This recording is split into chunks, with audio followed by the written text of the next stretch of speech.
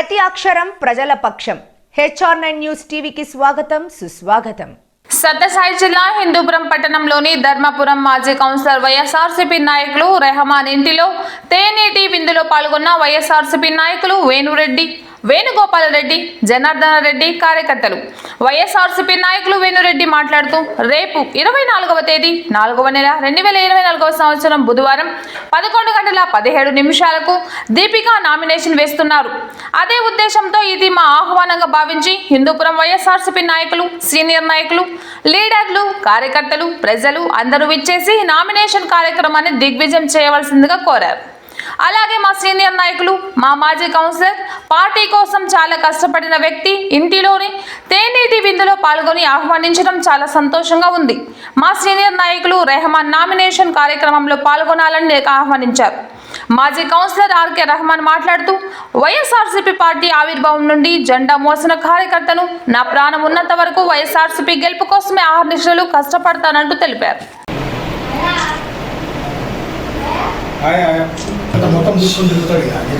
పత్రికేయ సోదరులకు నమస్కారాలు. రేపు 24వ తేదీ బుధవారం 11:17 దీపిక గారు నామినేషన్ చేయడం జరుగుతుంది.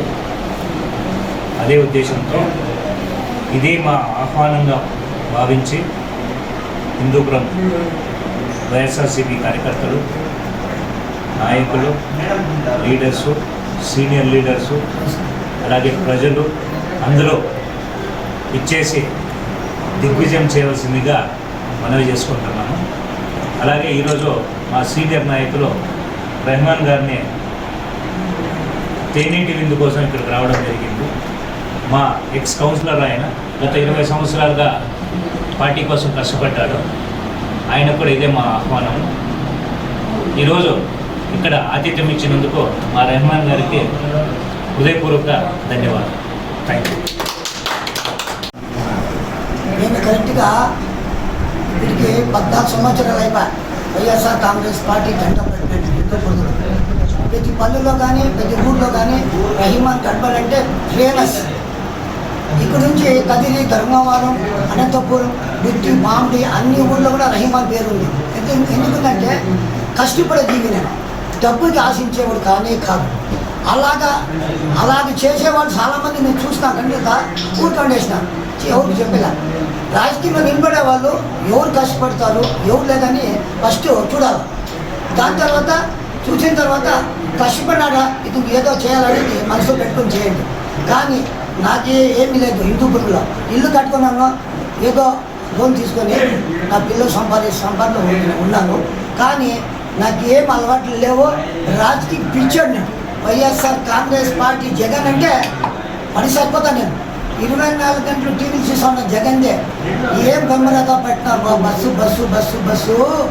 యా ఆడోళ్ళు, యా పిల్లలు, యా మొగళ్ళు, యా చూసిన బొమ్మరత. కానీ 175 గ్యారెంటీ వస్తుంది, 125 వచ్చి ఎంపీ వస్తారు. నేను చెప్పినాను टिकट అయినా మా అక్కకు जीविका का टिकट आई है बहुत अच्छा। हम लोग को ये MLA जिता लिया तो हिंदूपुर में, खेड़े में, हिंदूपुर में अच्छा नाम रहा। वो पार्टी ये पार्टी कहने का जाली नहीं है। వైఎస్ఆర్ कांग्रेस पार्टी यहाँ ना जीते तो भी आंध्र में जीती है।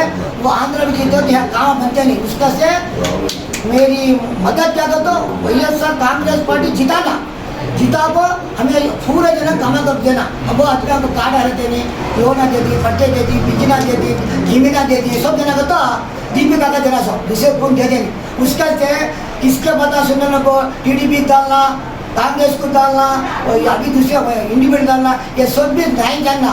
వైఎస్ఆర్ कांग्रेस पार्टी को आज मैं मुसलमान से ऐसा बोलता हूँ, వైఎస్ఆర్ कांग्रेस पार्टी को वोट डाले सुने, नाम कमाता बिल्कुल नाम से जीता। हमें पैसा भी रिस्क कर को 500 रुपया नोट की रिस्क कर को किसी डाले तो हमारे मुंह में मट्टी पड़ती है। ऐसा नहीं करना को। रहीमान भी 40 साल राजकीय करे, आज की भी रुपये मैं इसको पूछा भी नहीं। उन्हें देना हमें लेना, पत्ता ना तो अंते का इंते का लड़ना करके हमें हमारे अक्का आई है बाप रजिस्टर को, हमारे हिंदूपुर को वो बच्ची हमें जिता लेना। अच्छी बच्ची है, बहुत धर्म बच्ची है। वो मध्यम कहीं हिंदूपुर करते हैं, मैं गलिया अरे ऐसे आदमी जिता लेना। ఎవరు